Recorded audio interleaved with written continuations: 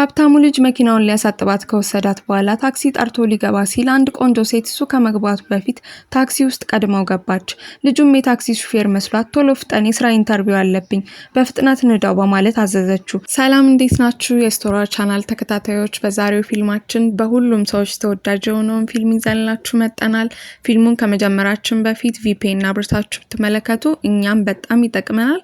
አዲስ ተመልካቾቻችን ሰብስክራይብ በማድረግ ቤተሰብ ሁኑ። እንዲሁም ቪዲዮ ስንለቅ እንዲደርሳችሁ የደወል ምልክቷን ይጫኑ። ከዚህ በፊት ፖስት ያደረግናቸው ብዙ ቆንጆ ፊልሞች ስላሉ ገብተው መመልከት ይችላሉ። ይሄን ፊልም እንደምትወዱት አልጠራጠርም። ሙሉ ፊልሙን ተመልከቱት። ሀብታሙ ልጅ መኪናውን ሊያሳጥባት ከወሰዳት በኋላ ታክሲ ጠርቶ ሊገባ ሲል አንድ ቆንጆ ሴት እሱ ከመግባቱ በፊት ታክሲ ውስጥ ቀድመው ገባች።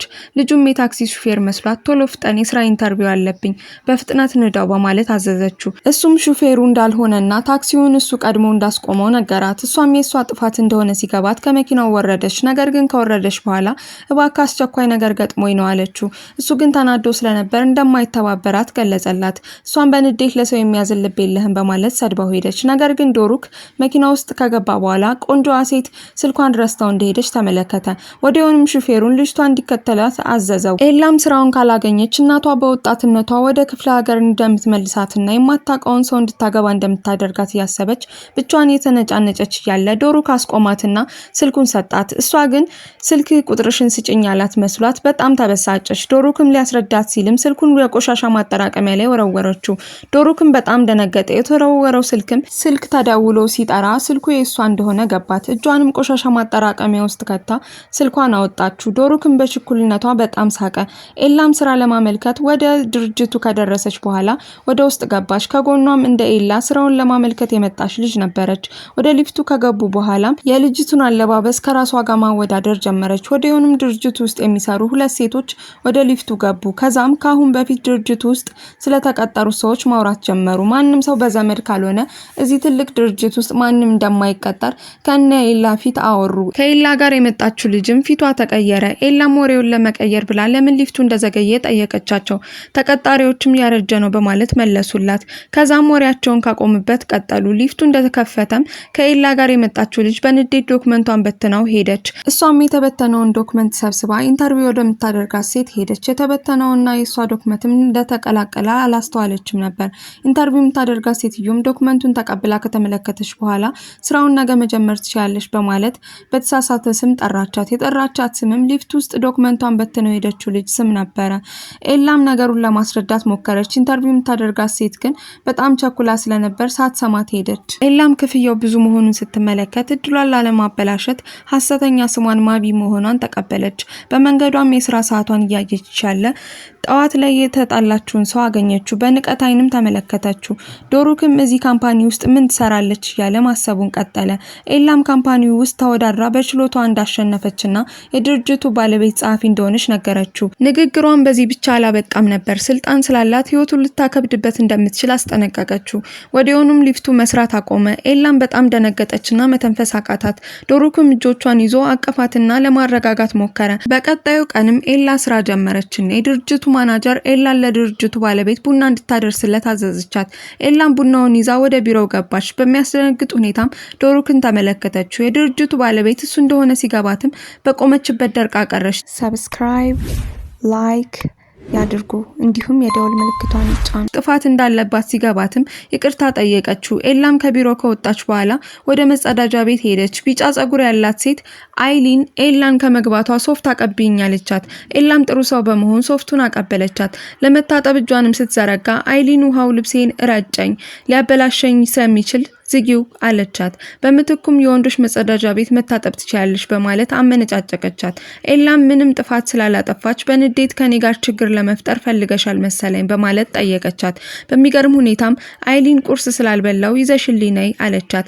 ይሄን ያክልም አቅም እንዳላት የተሰማት የዶሩክ የልጅነት ጓደኛው ስለሆነች ነበር። ኤላም ከኔ ጋር መቼም ቢሆን መወዳደር አትችይም ብላት በንዴት ከመጸዳጃ ቤቱ ወጣች። ዶሩክ ስራ ላይ በጣም ጠንካራና ሲሪየስ ነው። ሰራተኞቹም ስራቸውን በአግባቡ እንዲሰሩ ስለሚ ስለሚፈልግ ቀጥተኛ ትዕዛዝና ጥብቅ ቁጥጥር ያደርግባቸዋል። ኤላ ግን ስራ ላይ ጫና እንደሚያበዛ ስትመለከት ጥያቄዎችን ማብዛት ጀመረች። ዶሩክም አፏን ለማዘጋት ነገሮችን አከበደባት። ተጨማሪ ስራም ሰጣት። በስራም ደክማ እያለ በአጋጣሚ ከሰው ጋር ተጋጨች። ልጁም ምን ሆነች ነው ብሎ ሲጠይቃት ይቅርታ ጠየቀችውና ባለቃዋ ላይ እንደተናደደች እንዲሁም ሰራተኞች ላይ ጫና እንደሚያበዛ ለልጁ ነገረችው። ልጁም ዶሩክ ስራ ላይ አይቀልድም፣ ከስራ ውጭ ግን ተግባቢ ነው ብሎ ነገራት። እሷም ባላት ነገር ጥርጣሬ ውስጥ ገባችና ዶሩክ ጋር እንደሚተዋወቁ ጠየቀችው። ልጁም የዶሩክ ታናሽ ወንድም እንደሆነ ሲነግራት በጣም ተሸማቀቀች። ነገር ግን የዶሩክ ወንድም ይሄ ሁሉ ንዴት ይገባዋል በማለት ነገሩን አቀለለላት። በአደባባይም ስለሱ እንደዚህ መናገርሽ ጀግና መሆንሽን ያሳያል በማለት አደነቃት። ከኤላ ጋር ስራ ለማመልከት የመጣችው ማቢ ስራውን እንዳላገኘች ለአባቷ ስታስረዳው ስትል የካምፓኒው ማናጀር ደውላ በመጀመሪያ ቀኗ ጥሩ እንደሰራችና ታታሪ ሰራተኛ መሆኗን ስትነግረው ማቢ በጣም ግራ ተጋባች። ምክንያቱም ለስራ ሳታመለክት ወረቀቱን ሊፍት ውስጥ በትናው ነው የሄደችው። በቀጣዩ ቀንም ማቢ ወደ ድርጅቱ ሄደች። ኤላም ስራዋን ጨርሳ ወንበሯ ላይ ተቀምጣ ለመረጋጋት እየሞከረች ነበር። ማቢ ፈልጌ ነበር የሚል ድምጽም ስትሰማ አቤት ብላ ዞረች። ኤላም ማቢን እንደተመለከተቻት በጣም ደነገጠች። ዶሩክም ወደ ቢሮ በመግባት ማቢ በማለት ተጣራ። ሁለታቸውም አቤት በማለት ዞሩ። ዶሩክም ግራ ተጋባ። ኤላም ነገሩን ለመሸፋፈን ለዶሩክ እህቴ ናት፣ በሚገርም ሁኔታ ተመሳሳይ ስም ነው ያለን አለችው። ዶሩክም በስራ ሰዓት ሌላ ሰው ጋር ማውራት እንደሌለባት ነገራት። ነገር ግን ትክክለኛዋ ማቢ እኔ ነኝ ሰራተኛ በማለት የኤላን ውሸት አጋለጠችባት። ኤላም የማቢን ወረቀት እንዳነሳችውና ትንሽ ብቻ እንደተቀላቀለ ለማስረዳት ሞከረች። ዶሩክም የሚሉት ነገር ስላልገባው ግራ ተጋባ። ኤላም ማቢን ጎትታ አስወጣቻትና 2 ቀን ውስጥ ስራውን እንደምትለቅላት ነገረቻት። ለጓደኞቿም ደውላ የተፈጠረውን ነገር ነገረቻቸው። እያወራችም እያለ ዶሩክ ከጀርባዋ እንደነበረ አላየችውም። ድምጹንም ሳትሰማ በድንገት እጁ ላይ ወደቀች። ዶሩክም ኤላን አቅፎ እያለ የዶሩክ አብሮ አደግ አይሊን ተመለከተቻቸው። በቀጣይ ቀንም ኤላ መጥፎ ልጅ እንደሆነችና ስራውን ልታበለሽበት እንደምትችል ነገረችው። ይሄ ብቻ ሳይሆን ኤላ እንዲያባረራት መከረችው። ዶሩክም አይሊን ጋር መከራከር ስላልፈለገ ከቤቱ እንድትወጣለት ጠየቃት። ኤላንም እያሰበ ፈገግ ማለት ጀመረ። ኤላም ከጓደኞቿ ጋር ሆና ስለ ስራዋ እየተጨነቁ ማቢን በድጋሚ ማውራት እንዳለባት መከሯት። የኤላ ጓደኛ መኪናዋን ጋዝ ለማስቀዳት አቁማ እያለ የሚበላ ነገር ለመግዛት ስትሄድ ኤላ በመኪናው መስታወት ጸጉሯ እንደተፈላለሰ ተመለከተችና ራሷን መመልከት ጀመረች። በአጋጣሚም ዶሩክ ኤላን ከመኪና ውጭ ተመለከታት። የምታደርገውን ነገር እያየ ከተመሰጠ በኋላና ስለ ጸጉሯ ስትነጫነጭ ከሰማ በኋላ እሷ ላይ ለመቀለድ የመኪናውን መስኮት ከፈተው። እሷም ቁጥጥርህ ያሳብደኛል ስትለው እሱን ስራ ላይ እናወራለን ብሏት በመኪናው ሄደ።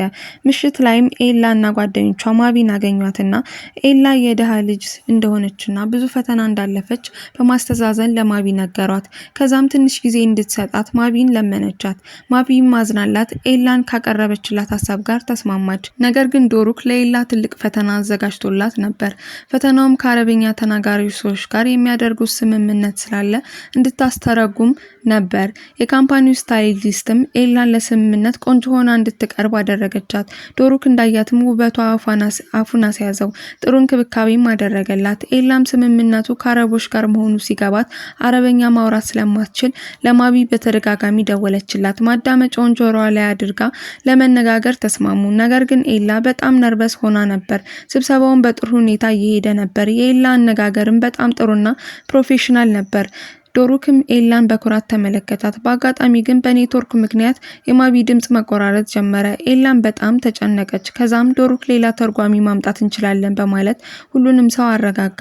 በመጨረሻም ስብሰባው በስምምነት ተጠናቀቀ። በጊዜ ሂደት ዶሩክ ወንድሙና ኤላ በጣም እየተቀራረቡ እንደሆነ ሲመለከት በጣም ደበረውና ወንድሙን አስጠርቶ ከሰራተኞች ጋር አትቀራረብ በማለት ነገረው። ወንድሙ ዶሩክ ኤላን እንደወደዳት ሲገባው በእኔና በሷ መካከል ምንም ነገር የለም ብሎ አሳመነው። በቀጣዩ ቀንም አይሊን ኤላን ከዶሩክ ራቂ እያለች እያስጠነቀቀቻት እያለ ዶሩክ ደረሰ። ወዲያውኑም አይሊን እንደተጎዳ ሰው ማስመሰል ጀመረች። ኤላ ዶሩክን ስላላየችው አይሊንን መሳደብ ጀመረች። እንዳጋጣሚ ስትዞር ዶሩክን አየችው። እንደተናደደም ሲገባት ለማስረዳት ሞከረች። ዶሩክ ግን ምንም መስማት አልፈለገም ነበር።